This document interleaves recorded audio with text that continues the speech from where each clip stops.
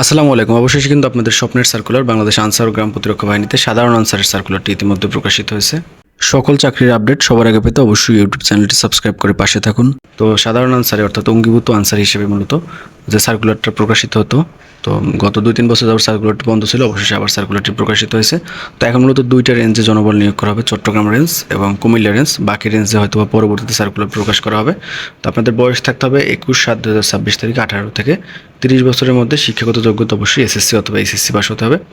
উচ্চতা থাকতে হবে 5 ফিট 6 ইঞ্চি এবং অধিক উচ্চতা সম্পন্ন বা যাদের ক্রীড়া সনদ আছে বা বিডিপি সনদ আছে তাদের মূলত অগ্রাধিকার দেওয়া হবে।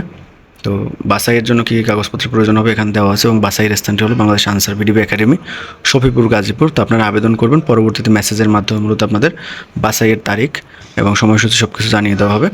তো সেক্ষেত্রে আপনারা অধীর আগ্রহে অপেক্ষা করতেছিলেন। সার্কুলারটি অবশেষে প্রকাশিত হয়েছে। তো পরবর্তীতে আরও কোনো আপডেট আসলে অবশ্যই আপনাদেরকে জানিয়ে দেওয়া হবে। ধন্যবাদ সকলকে।